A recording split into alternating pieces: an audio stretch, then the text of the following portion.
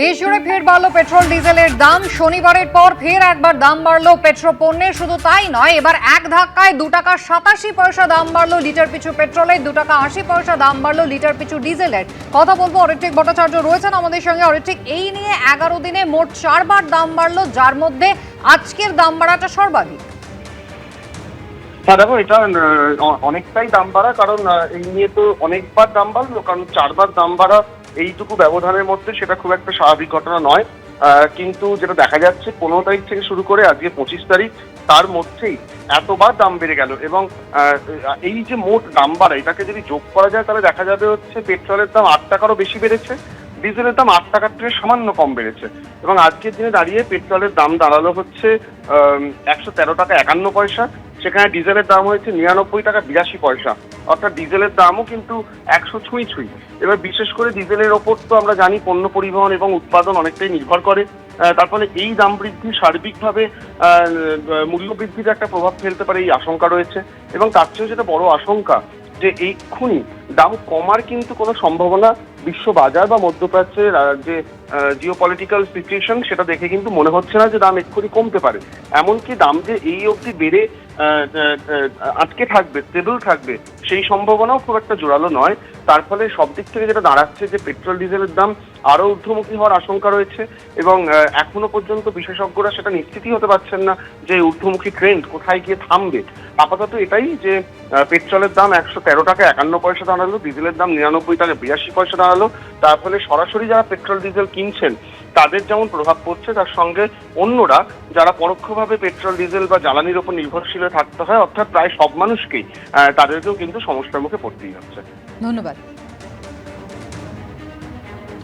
পশ্চিম এশিয়ায় যুদ্ধ পরিস্থিতি, জ্বালানির দাম কিন্তু বেড়েই চলেছে। 15ই মে পেট্রোলের দাম বাড়ানো হয়েছিল লিটার প্রতি 3 টাকা 29 টাকা। ডিজেলের দাম বাড়ানো হয় লিটার প্রতি 3 টাকা 11 পয়সা। আর 19শে মে পেট্রোলের দাম বাড়ে লিটার প্রতি 96 পয়সা।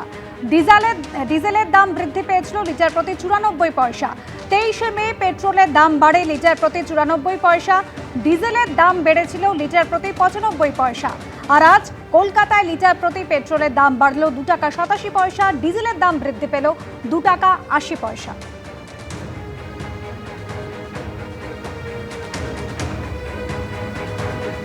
ইডির হাতে গ্রেফতারের পর এবার ভাঙা হলো সোনাপাপ্পুর বেআইনি নির্মাণ।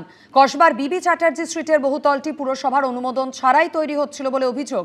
গত বছরের অক্টোবরে পুরসভার তরফে অভিযানও চালানো হয়েছিল, কিন্তু তখন ভাঙা হয়নি। রাজ্যে নতুন সরকার ক্ষমতায় আসতেই শুরু হয়েছে অল আউট অ্যাকশন। ইতিমধ্যেই যে সোনাপাপ্পু ইডির হাতে গ্রেপ্তার হয়েছেন, এবার তার বেআইনি নির্মাণও গুড়িয়ে দেওয়া হলো। কসবার বিবি চ্যাটার্জি স্ট্রিটে ঘিঞ্জি এলাকায় 5 তলা ফ্ল্যাট, দুটো বহুতলের মাঝে এক ফালি জায়গা, তার মাঝেই একেবারে ঘেঁষাঘেঁষি করে মাথা তুলেছে নতুন ফ্ল্যাট। গত বছরের অক্টোবরে পুরসভার তরফে অভিযান চালানো হয়েছিল। কোনো অনুমোদন ছাড়াই বহুতল তৈরি হচ্ছে বলে নজরে আসে পুরসভার আধিকারিকদেরও, কিন্তু তারপরেও ভাঙা হয়নি বেআইনি নির্মাণ। স্থানীয়দের অনেকেই বলছেন সোনাপাপ্পুর প্রভাব এতটাই ছিল যে পুলিশ প্রশাসনও তার বিরুদ্ধে কোনো ব্যবস্থা নেয়নি। পরে ইডির হাতে গ্রেপ্তার হন সোনাপাপ্পু। কেন্দ্রীয় এজেন্সিও আদালতে দাবি করে পুলিশ পলিটিশিয়ানদের মদতে ভয় দেখিয়ে জমি দখলের সিন্ডিকেট চালাতে নেই সোনাপাপ্পু। রবিবার কসবায় তার প্রমোটিং করা বেআইনি নির্মাণ ভাঙা হলো। দেখছি যে পুরো ফ্লোর সেটা ভাঙা হচ্ছে এবং কিরকম ইল্লিগাল সেটা আমরা দেখে নেব। ঠিক পাশের বিল্ডিংয়ের সঙ্গে আমরা দেখতে পাচ্ছি দূরত্ব প্রায় একেবারে নেই। পাশের বিল্ডিংটা আমরা যদি যাই তাহলে এই যে বিল্ডিং, সেই বিল্ডিংয়ের দেওয়াল আমরা হাত দিয়ে ছোঁয়ার চেষ্টা করবো। এই দেখুন, হাত দিয়ে ছুঁতে পারছি, অর্থাৎ কোনো ছাড়ই প্রায় রাখা হয়। এই হচ্ছে ছাদ, পুরো ছাড়ই প্রায় রাখা হয়নি। এই যে বাড়িটা দেখতে পাচ্ছেন, যে আজকে ডেমোলিশন হচ্ছে, কারণ এই বাড়িটা কমপ্লিটলি ইলিগাল করেছে সোনাপাপ্পু, যে নোটোরিয়াস ক্রিমিনাল। সামনে অন্য লোকদের নাম দেওয়া হয়েছে। অনেকে প্রশ্ন তুলছেন, বেআইনি নির্মাণ দেখেও এতদিন কেন কোনো ব্যবস্থা নেয়নি পুরসভা? 5 বছর কাউন্সিলর আছে? হ্যাঁ নিশ্চয়ই, আমি 4.5 বছর কাউন্সিলর আছি। 1 বছর একটা বিল্ডিং হলো, তাহলে আপনি সেই এলাকায় জানেন? বাড়িতে সব বিল্ডিং ঘুরে ঘুরে কে করছে না করছে সব বিল্ডিংয়ের প্ল্যান দেখা এটা আমার কাজের মধ্যে পড়ে না। আপনাকে কেউ বিল্ডিং ডিপার্টমেন্ট মাইনে পায়, এটার জন্য বিল্ডিং ডিপার্টমেন্ট আছে, তাদের কাজ হলো যে কোথায় কে বাড়ি করছে সেটা আইনসম্মত হচ্ছে কিনা দেখার জন্য, এটা কাউন্সিলরের কাজের মধ্যে পড়ে না। কসবার এই বেআইনি নির্মাণ এতটাই ঘিঞ্জি জায়গায় যে তা ভাঙার জন্য বুলডোজার আনা হলেও তা পৌঁছতেই পারেনি। শেষে পুরসভার হাম্বার পাতির ড্রিল মেশিন এনে কাজ শুরু করে। অর্ণব মুখোপাধ্যায়ের রিপোর্ট, এবিপি আনন্দ, কলকাতা। আর অন্যদিকে বেলেঘাটায় তৃণমূল নেতা ও প্রমোটার রাজু নস্করের দুটি বেআইনি নির্মাণে চলল বুলডোজার। পাশাপাশি তার অফিস, ফ্ল্যাট, রেস্তোরাঁ সহ আরও 5টি ঠিকানায় নোটিশ পাঠিয়েছে কলকাতা পুরসভা। নির্মীয়মান বহুতল, ফ্ল্যাট, অফিস থেকে শুরু করে রেস্তোরাঁ, বেলেঘাটার অলিগলিতে এভাবেই বেআইনি সাম্রাজ্য গড়ে তুলেছিলেন তৃণমূল নেতা ও প্রমোটার রাজু নস্কর। রাজ্যে পালাবদলের পরেই পুরসভা স্ক্যানারে আসে রাজু নস্করের 7টি ঠিকানা। রবিবার যার কোনোটা ভাঙা হলো বুলডোজার দিয়ে, কোনোটাই পড়ল নোটিশ। मैं म्युनिसिपल अफेयर्स का सेक्रेटरी और केएमसी का कमिश्नर को बताया 4 नाम लेकर। बताओ 4 नाम सुनना चाहता है ना?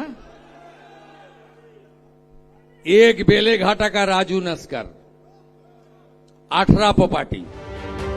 1/3 ইস্ট কুলিয়া রোডের এই বেআইনি বহুতলে আগেই নোটিশ দিয়েছিল কলকাতা পুরসভা। পুরসভা সূত্রে খবর, নোটিশ দেওয়া হলেও কেউ হিয়ারিংয়ে যাননি। এরপরে রবিবার বুলডোজার নিয়ে এসে বেআইনি নির্মাণ ভাঙতে শুরু করে কলকাতা পুরসভা। একদিকে যেমন এই ইস্ট কুলিয়া রোডের এই বাড়িটি সেটা কিন্তু ভাঙার কাজ শুরু করেছে কলকাতা পুরসভা। এর পাশাপাশি আরও একটি অ্যাড্রেস রয়েছে ঠিক এখান থেকে ঢিলছোয়া দূরত্বে। আমার ক্যামেরা পার্সনকে দেখাবো যে একেবারে পাশাপাশি দুটি ইলিগাল বিল্ডিং। প্রশ্ন হচ্ছে যে দেখো, তোমাকে একবার দেখাই যে এখানে কীরকমভাবে ইলিগাল কাজ বাজ হয়।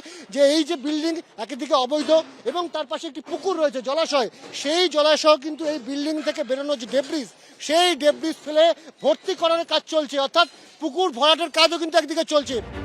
পাশের আরও একটি 5তলা বহুতল বেআইনিভাবে তৈরি হয়েছিল বলে অভিযোগ। সেই বাড়ির সঙ্গেও নাম জড়িয়েছে তৃণমূল নেতা রাজু নস্করের। অ্যাকমপ্লিসেস অলসো, মানে ওরা তো সব এক নামে নেবে না, অন্তত অ্যাকমপ্লিসেস আছে। ইস্ট কুলিয়া রোডেই রয়েছে রাজু নস্করের অফিস, সেখানেও নোটিশ পাঠিয়েছে কলকাতা পুরসভা। আমরা এই মুহূর্তে রয়েছি 1C ইস্ট কুলিয়া রোড। এটি হচ্ছে আজমির গ্রুপের কিন্তু অফিসিয়াল অ্যাড্রেস এবং এখানেই হচ্ছে রাজু নস্করের অফিস।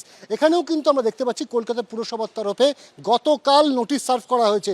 এই হচ্ছে রাজু নস্করের অফিস, এর নিচের তলাটা পুরোটাই কিন্তু রাজু নস্করের অফিস এবং এখানেই কিন্তু রাজু নস্কর তিনি বসেন এবং এখান থেকেই তার যাবতীয় কনস্ট্রাকশন সাইটের কাজ সেগুলো যেমন নিয়ন্ত্রণ করা হয় এবং বিভিন্ন ক্লায়েন্ট যারা আসেন ফ্ল্যাট কিনবেন বলে সেটাও কিন্তু এখান থেকে হয়। আমরা দেখতে পাচ্ছি আজমির টাওয়ার প্রাইভেট লিমিটেড যে বোর্ড, সেই বোর্ড লাগা রয়েছে।